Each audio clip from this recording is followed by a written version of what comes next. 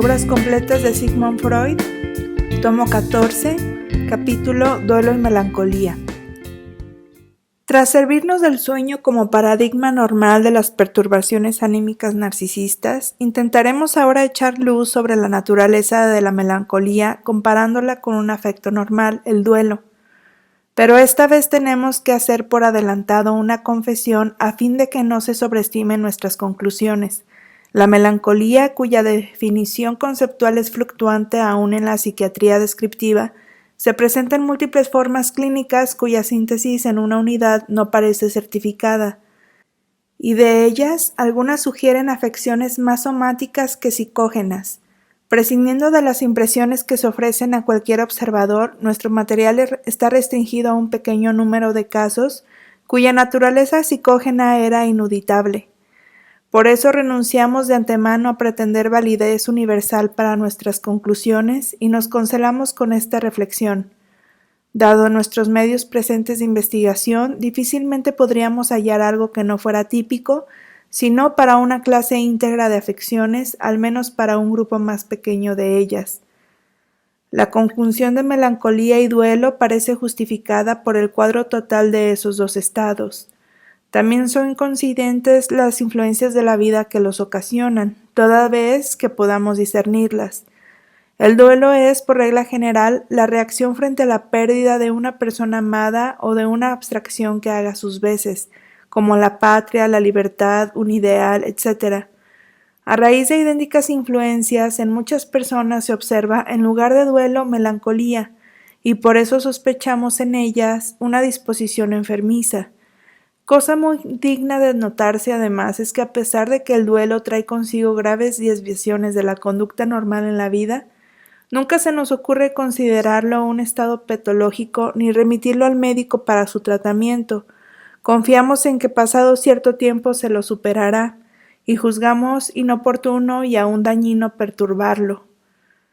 La melancolía se singulariza en lo anímico por una desazón profundamente dolida, una cancelación del interés por el mundo exterior, la pérdida de la capacidad de amar, la inhibición de toda productividad y una rebaja en el sentimiento de sí que se exterioriza en autorreproches y autodenigraciones y se extrema hasta una delirante expectativa de castigo. Este cuadro se aproxima a nuestra comprensión si consideramos que el duelo muestra los mismos rasgos, excepto uno. Falta en él la perturbación del sentimiento de sí, pero en todo lo demás es lo mismo.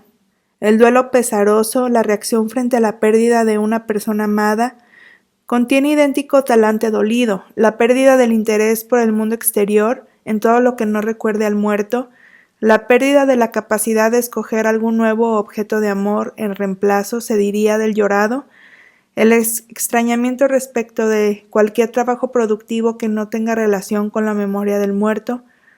Fácilmente se comprende que esta inhibición y este angostamiento del yo expresan una entrega incondicional al duelo que nada deja para otros propósitos y otros intereses. En verdad, si esta conducta no nos parece patológica, ello solo se debe a que sabemos explicarla muy bien. Aprobaremos también la comparación que llama dolido al talante del duelo. Es probable que su legitimidad nos parezca evidente cuando estamos en condiciones de caracterizar económicamente al dolor. Ahora bien, ¿en qué consiste el trabajo que el duelo opera? Creo que no es exagerado en absoluto imaginarlo del siguiente modo. El examen de realidad ha mostrado que el objeto amado ya no existe más, y de él emana ahora la exhortación de quitar todo libido de sus enlaces con ese objeto. A ello se opone una comprensible renuencia. Universalmente se observa que el hombre no abandona de buen grado una posición libidinal, ni aun cuando su sustituto ya asoma. Esa renuencia puede alcanzar tal intensidad que produzca un extrañamiento de la realidad y una retención del objeto por vía de una psicosis alucinatoria de deseo. Lo normal es que prevalezca el acatamiento a la realidad, pero la orden que éste imparte no puede cumplirse enseguida. Se ejecuta pieza por pieza con un gran gasto de tiempo y de energía de investidura, y entre tanto la existencia del objeto perdido continúa en lo psíquico. Cada uno de los recuerdos y cada una de las expectativas en que la libido se anudaba al objeto son clausurados, sobreinvestidos y en ellos se consuma el deshacimiento de la libido. ¿Por qué esa operación de compromiso, que es el ejecutar pieza por pieza la orden de la realidad, resulta tan extraordinariamente dolorosa? He ahí algo que no puede indicarse con facilidad en una fundamentación económica. Y lo notable es que nos parece natural este displacer doliente. Pero de hecho, una vez cumplido el trabajo del duelo, el yo se vuelve otra vez libre y desinhibido. Apliquemos ahora la melancolía a lo que averiguamos en el duelo. En una serie de casos, es evidente que también ella puede hacer reacción frente a la pérdida de un objeto amado. En otras ocasiones, puede reconocerse que esa pérdida es de naturaleza más ideal. El objeto tal vez no está realmente muerto, pero se perdió como objeto de amor. Por ejemplo, el caso de una novia abandonada. Y en otras circunstancias nos creemos autorizados a suponer una pérdida así, pero no atinamos a discernir con precisión lo que se perdió. Y con mayor razón podemos pensar que tampoco el enfermo puede apresar en su conciencia lo que ha perdido. Este caso podría presentarse aún siendo notoria para el enfermo la pérdida ocasionadora de la melancolía, cuando él sabe a quién perdió, pero no lo que perdió en él. Esto nos llevaría a referir de algún modo la melancolía a una pérdida de objeto sustraída de la conciencia, a diferencia del duelo, en el cual no hay nada inconsciente en lo que atañe a la pérdida. En el duelo hallamos que inhibición y falta de interés se esclarecían totalmente por el trabajo del duelo que absorbía al yo.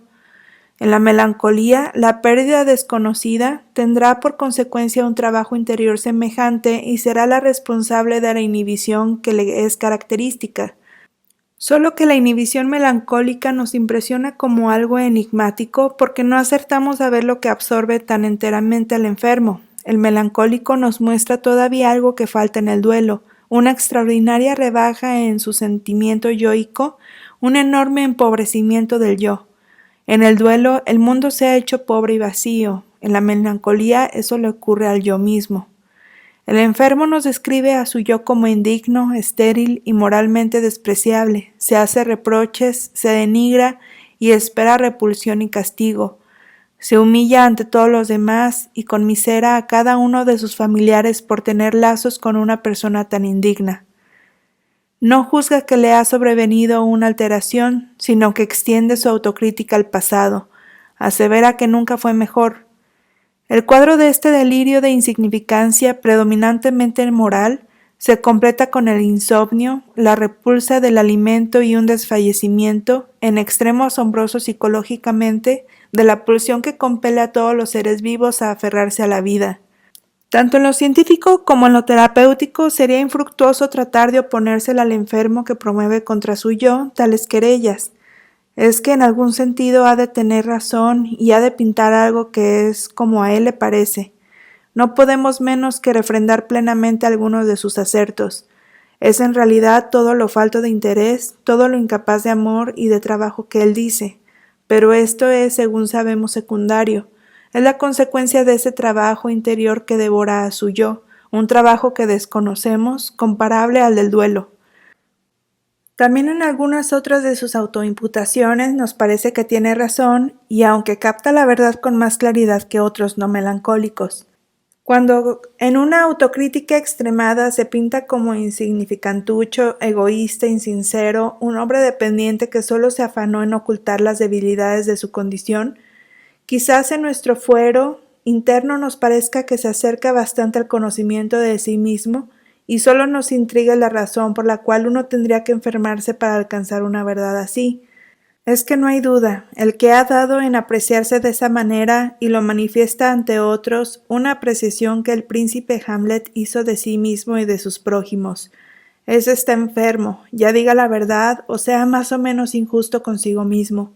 Tampoco es difícil notar que entre la medida de la autodenigración y su justificación real no hay, a juicio nuestro, correspondencia alguna. La mujer antes cabal, meritoria y penetrada de sus deberes, no hablará en la melancolía, mejor de sí misma que otra en verdad inservible para todo, y aún quizás sea más proclive a enfermar de melancolía que esta otra de quien nada bueno sabíamos decir. Por último, tiene que resultarnos llamativo que el melancólico no se comporte en un todo como alguien que hace contrición de arrepentimiento y de autorreproche. Le falta, o al menos no es notable en él, la vergüenza presencia de los otros, que sería la principal característica de este último estado. En el melancólico podría casi destacarse el rasgo opuesto, el de una acuciante franqueza que se complace en el desnudamiento de sí mismo. Lo esencial no es entonces que el melancólico tenga razón en su penosa rebaja de sí mismo, hasta donde esa crítica coincide en el juicio de los otros. Más bien importa que esté describiendo correctamente su situación psicológica. Ha perdido el respeto por sí mismo y tendrá buenas razones para ello. Esto nos pone ante una contradicción que nos depara un enigma difícil de solucionar. Siguiendo la analogía con el duelo, deberíamos inferir que él ha sufrido una pérdida en el objeto, pero de sus declaraciones surge una pérdida en su yo. Antes de abordar esta contradicción, detengámonos un momento en la mirada que esta afección, la melancolía, nos ha permitido echar en la constitución íntima del yo humano.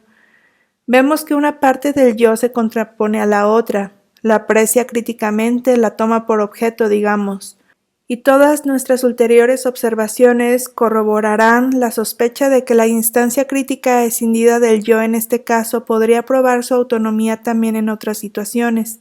Hallaremos en la realidad fundamento para separar esa instancia del resto del yo.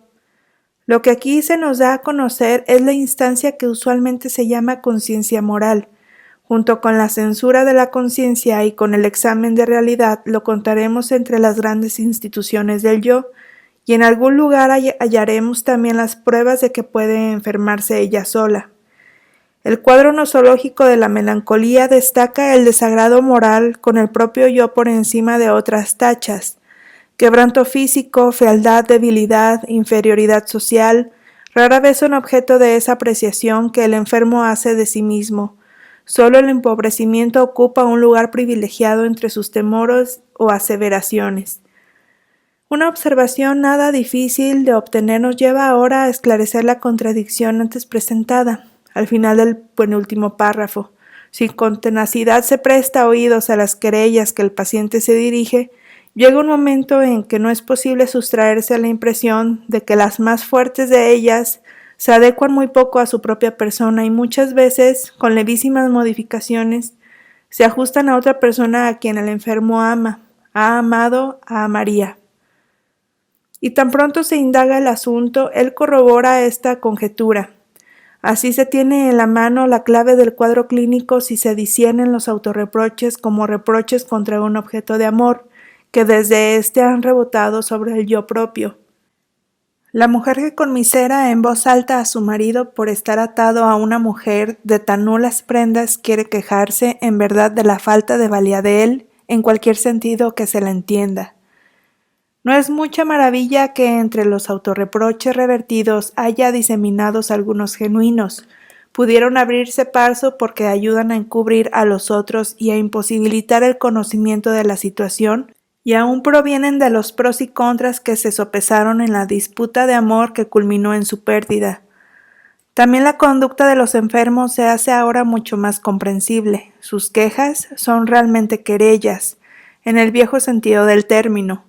Ellos no se avergüenzan ni se ocultan, todo eso rebajante que dicen de sí mismos en el fondo lo dicen de otro, y bien lejos están de dar pruebas frente a quienes lo rodean de esa postración y esa sumisión, las únicas actitudes que convendrán a personas tan indignas.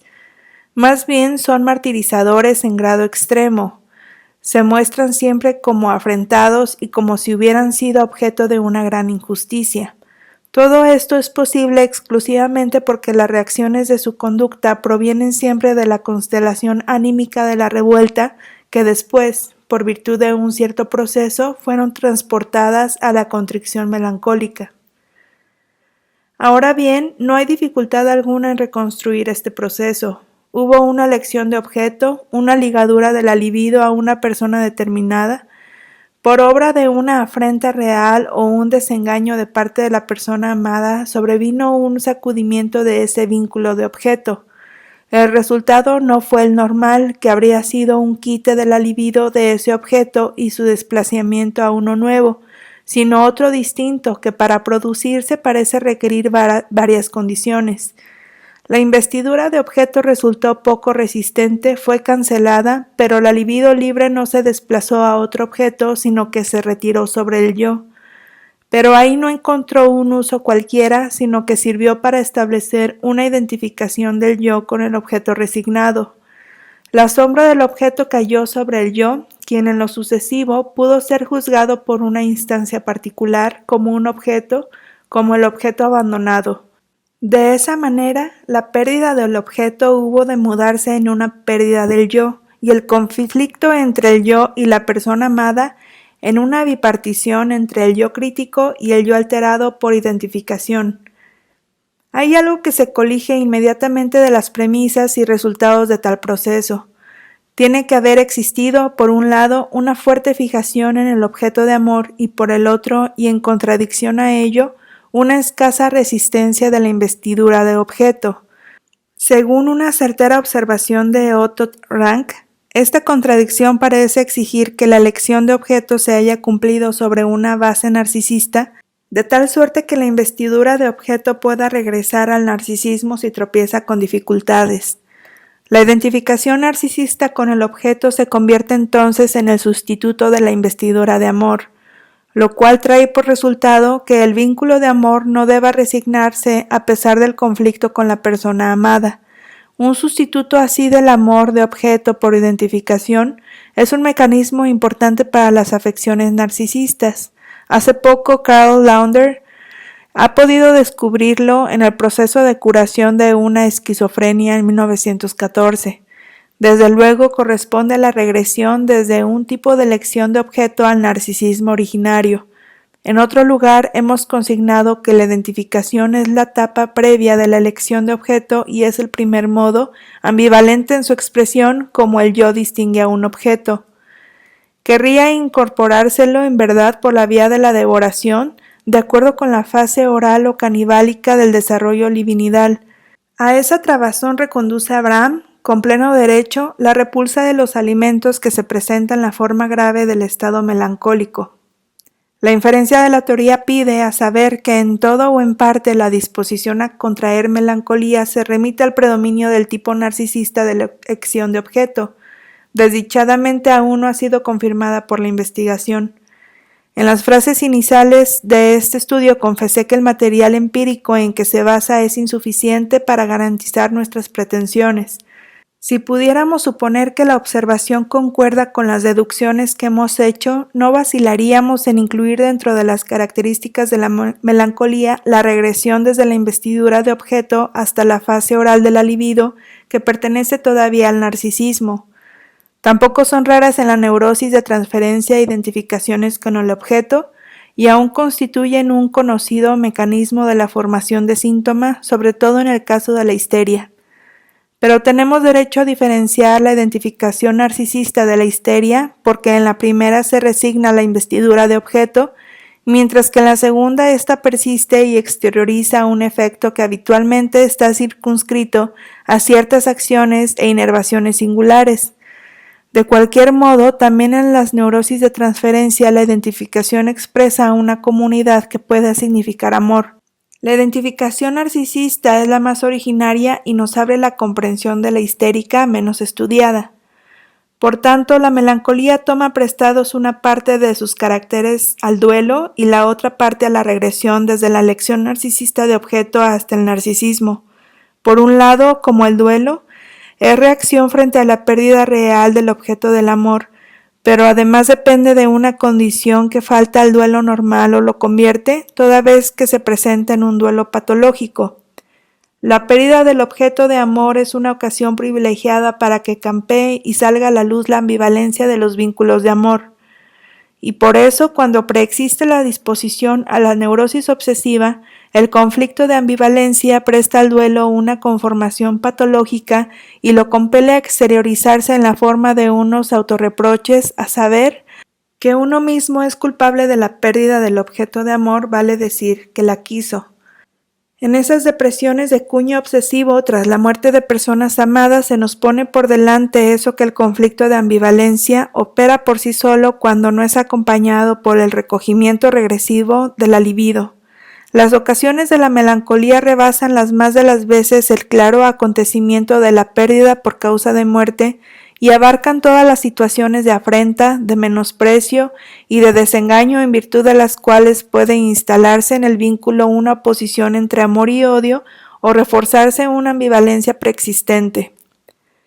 Este conflicto de ambivalencia, de origen más bien externo unas veces, más bien constitucional otras, no ha de pasarse por alto entre las premisas de la melancolía. Si el amor por el objeto, ese amor que no puede resignarse al par que el objeto mismo es resignado, se refugia en la identificación narcisista. El odio se ensaña con objeto sustitutivo insultándolo, denigrándolo, haciéndolo sufrir y ganando en este sufrimiento una satisfacción sádica. Ese automartirio de la melancolía inequívocamente gozoso importa en un todo como el fenómeno paralelo de la neurosis obsesiva, la satisfacción de tendencias sádicas y de tendencias al odio, que recaen sobre un objeto y por la vía indicada han experimentado una vuelta hacia la persona propia. En ambas afecciones suelen lograr los enfermos por el rodeo de la autopunición desquitarse de los objetos originarios y martirizar a sus amores por el intermedio de su condición de enfermos, tras haberse entregado a la enfermedad a fin de no tener que mostrarles su hostilidad directamente. Y por cierto, la persona que provocó la perturbación afectiva del enfermo y a la cual apunta suponerse enfermo se hallará por lo común en su ambiente más inmediato. Así, la investidura de amor del melancólico en relación con su objeto ha experimentado un destino doble. En una parte ha regresado la identificación, pero en otra parte, bajo la influencia del conflicto de ambivalencia, fue trasladada hacia atrás, hacia la etapa del sadismo más próxima a ese conflicto. Solo este sadismo nos revela el enigma de la inclinación al suicidio, por la cual la melancolía se vuelve tan interesante y peligrosa.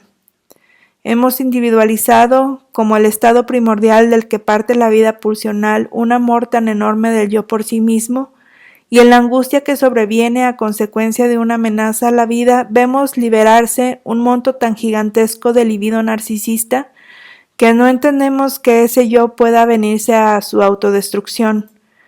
Desde hace mucho sabíamos que ningún neurótico registra propósitos de suicidio que no vuelva sobre sí mismo a partir del impulso de matar a otro, pero no comprendíamos el juego de fuerzas por el cual un propósito así pueda ponerse en obra.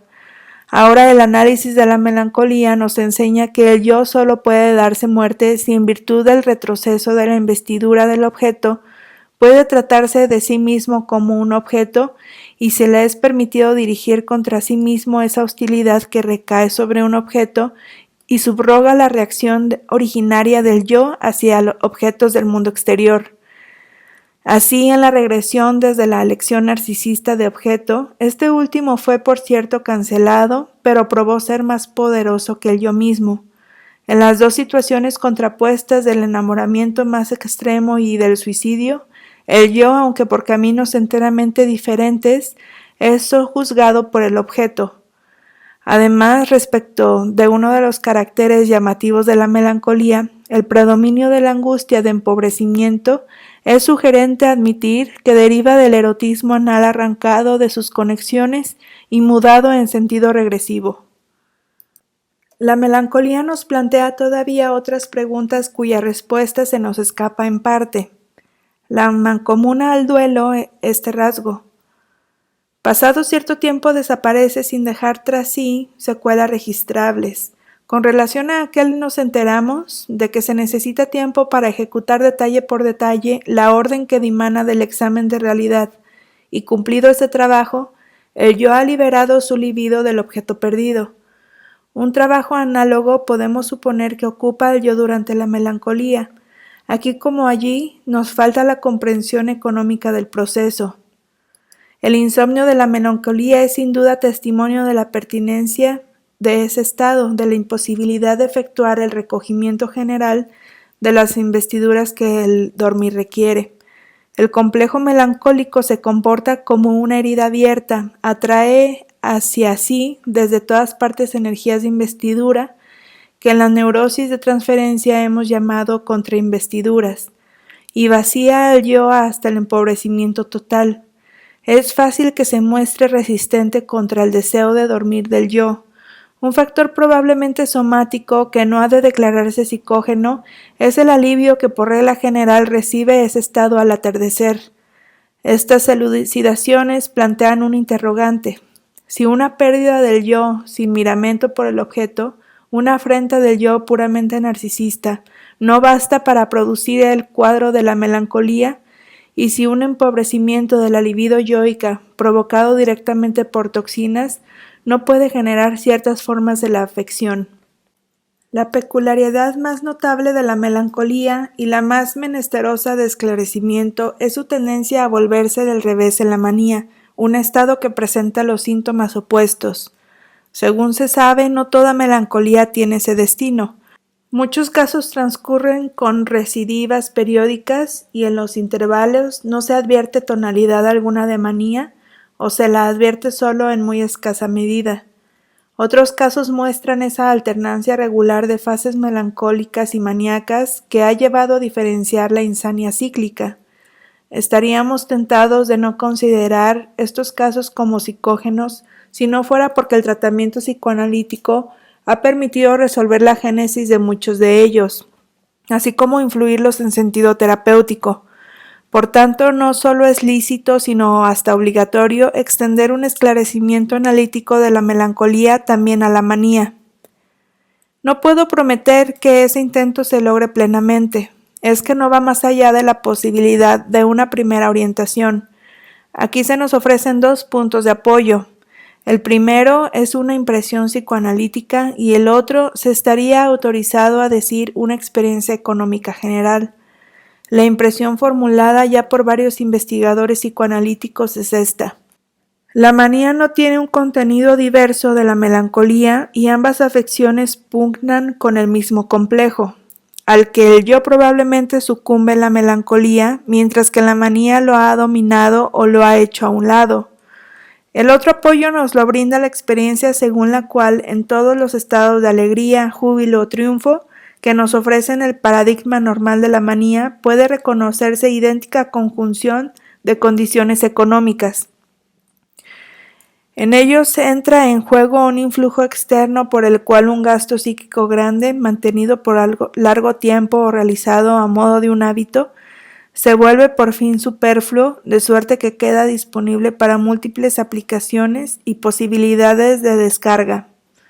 Por ejemplo, cuando una gran ganancia de dinero libera de pronto a un pobre diablo de la crónica preocupación por el pan de cada día, cuando una larga y laboriosa brega se ve coronada al fin por el éxito, cuando se llega a la situación de poder librarse de golpe de una coacción oprimente, de una disimulación arrastrada de antiguo, etc. Esas situaciones se caracterizan por el empinado talante, las marcas de una descarga del afecto jubiloso y una mayor presteza para emprender toda clase de acciones, tal como ocurre en la manía y en completa oposición a la depresión y a la inhibición propias de la melancolía. Podemos atrevernos a decir que la manía no es otra cosa que un triunfo así, solo que en ella otra vez queda oculto para el yo ese que él ha vencido y sobre la cual triunfa. A la borrachera alcohólica, que se incluye en la misma serie de estados, quizás se la puede entender de idéntico modo, en la medida en que sea alegre, es probable que en ella se cancelen por vía tóxica unos gastos de represión. Los legos se inclinan a suponer que en tal complexión maníaca se está tan presto a moverse y a acometer empresas porque se tiene brío. Desde luego hemos de resolver ese falso enlace. Lo que ocurre es que en el interior de la vida anímica se ha cumplido la mencionada condición económica y por eso se está de talante tan alegre, por un lado, y tan desinhibido en el obrar por el otro. Si ahora reunimos esas dos indicaciones, resulta lo siguiente. En la manía el yo tiene que haber vencido a la pérdida del objeto o al duelo por la pérdida o quizás al objeto mismo, y entonces queda disponible de todo el monto de contrainvestidura que el sufrimiento dolido de la melancolía había traído sobre sí desde el yo y había ligado. Cuando parte, voraz, a la búsqueda de nuevas investiduras de objeto, el maníaco nos demuestra también inequívocamente su emancipación del objeto que le hacía penar. Este esclarecimiento suena verosímil, pero en primer lugar está todavía muy poco definido y en segundo hace aflorar más preguntas y dudas nuevas que las que podamos nosotros responder. No queremos eludir su discusión, aun si no cabe esperar que a través de ella hallaremos el camino hacia la claridad. En primer término, el duelo normal vence sin duda la pérdida del objeto y mientras persiste absorbe de igual modo todas las energías del yo. ¿Por qué después que transcurrió no se establece también en él limitadamente la condición económica para una fase de triunfo? Me resulta imposible